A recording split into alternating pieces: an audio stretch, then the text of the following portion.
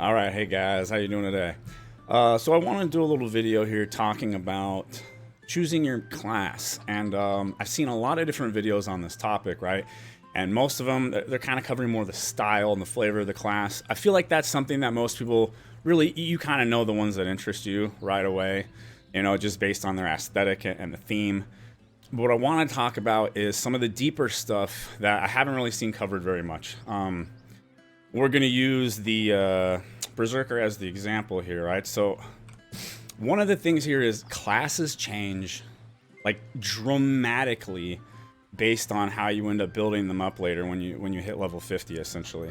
So for example, with my Berserker, he was one that I didn't really like him that much, right? Like, it's pretty good. I knew I liked the style and the theme and the aesthetic of the class, right? But he feels kind of slow, you know, kind of clunky. It only feels really good when you're in your identity, right? But your identity lasts for like 30 seconds. Then you have a 30-second exhaust before you even start like generating it again. So to give an example, right, like at end game in this game, you can have like 1600 specialty, not 500, right? And at just 500 specialty, you're already almost double your enrage duration if you look there. Your anger gauge is feeling over 30% faster already. Your skill in the mode is doing almost double damage. And then even bigger than that is engravings, right? So we pop over to engravings, and this one here, killer move, it removes the exhaust penalty completely. This changes the way your Berserker ends up playing so much, right? Now, you spend more time in your Berserker state than out of your Berserker state, especially if you have your Awakening thing maxed also, right? Because that generates like a ton of fury, right? So you generally use that, you time things, right? So that you essentially use that to like fill. And my cooldown on it is only like, you know, 2 minutes or so now instead of 5. And this kind of goes across the board for like all the classes. I didn't even like the Striker really that much. The Striker doesn't get his best identity skill until you get level 50, and I think it was even after the Rohendel like level 50 and doing the second Awakening quest when you get the Awakening skill and another like level 50 skill. And that again, and his engravings, they completely change the way the classes play. Your Paladin, for example, he doesn't even have a support ultimate or a support awakening skill initially. It's only after the Rohendel second like 4-hour plus quest line for the second awakening skill that you get the support skill. He doesn't do very much healing until you get your engraving healing faith that makes it to where if you use the party buff to give everyone attack power, that also heals them over time. So this is really what I wanted to get into here, is that I feel like a lot of people are going to make the mistake of writing off a class too early because it doesn't feel good. Like a lot of classes, they just don't feel great until they're level 50 with engravings and specialty. Even the Destroyer, right? Like the specialty directly scales how much damage he does when he detonates orbs. So like your burst isn't really that gnarly unless you stack some specialty. And then once you stack some specialty, now if you discharge 3 orbs, every one of those orbs applies like an extra crazy amount of damage. You know, for my Destroyer, he's around like 600 specialty. I think it's like 35% or like more damage for every, like for each of the 3 cores. So it could be like over 100% more damage essentially.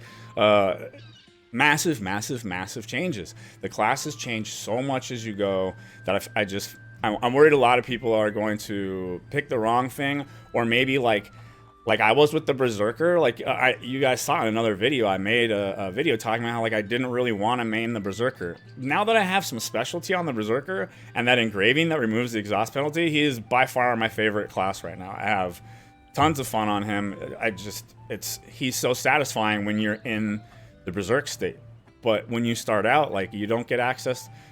Basically, my leveling experience with him was feeling like it takes so long to generate it, and then it doesn't last that long, and when it's gone, there's the exhaust point. It takes so long to build it up that I hardly ever used it. Like, unless I knew it was like the final boss of the dungeon, I was scared to waste it, right? Now it's like, you know, I did these runs last night in these like trial things, and they're timed. You only have like 7 minutes to clear 5 stages, including a boss.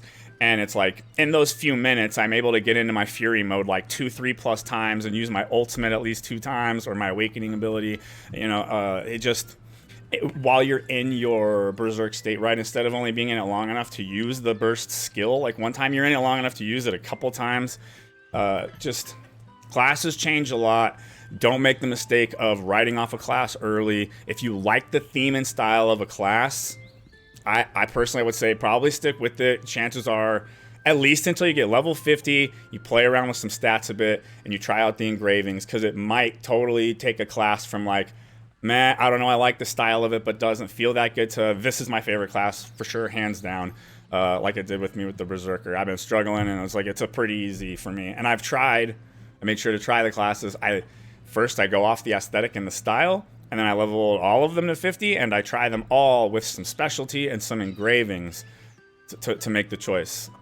If you don't, you know, there's a good chance that you make the wrong choice. Well, like I said, you write off your favorite class because it doesn't feel that good. When at level 50, it might feel amazing. And we're talking the end game, you're actually going to have like 1600 specialty, right? These numbers are going to double or triple again from here.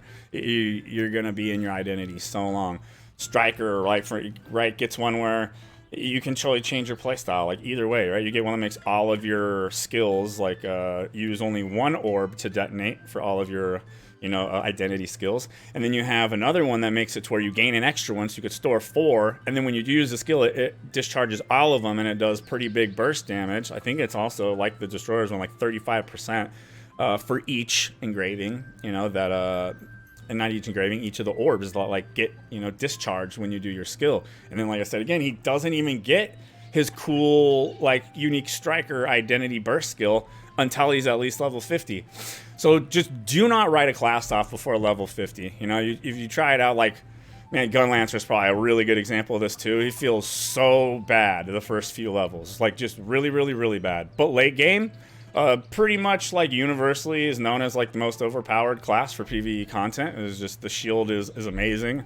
Everyone likes to play with the, you know, the Gunlancer because you can shield everybody, tanks everything. You can taunt. You can do like all this stuff. But your first like 20 levels are dog doo doo.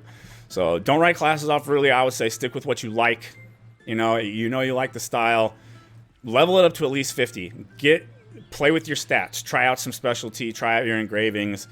You know, some classes do better on an agility build, but from what I've noticed, all the ones I like, specialty is like by far the stat you need to get stacked up to just awaken the class and completely change the way it plays.